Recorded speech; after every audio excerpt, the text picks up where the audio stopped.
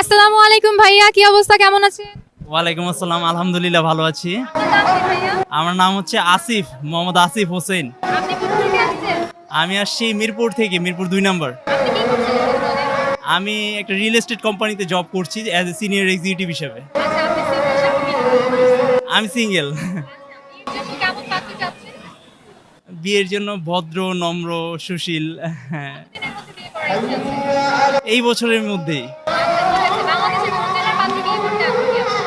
ওইটা ফিক্সড করি নাই। আমরা অ্যাপসের মাধ্যমে ঘরে বসে পাত্রপাত্রীর সন্ধান দেই।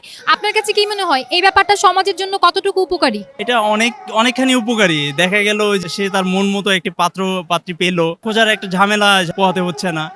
এই সব মিলিয়ে মানে বেটার আর কি, বেটার সলিউশন আর কি এটা। বিয়ের ক্ষেত্রে একজন পুরুষের স্বামী হিসাবে কোনগুলো থাকা আবশ্যক বলে মনে করেন? ধৈর্য থাকতে হবে অ্যান্ড রেসপেক্ট থাকতে হবে, অবশ্যই স্ত্রীর প্রতি রেসপেক্ট, সম্মান, ভালোবাসা থাকতে হবে, এগুলোই আর কি।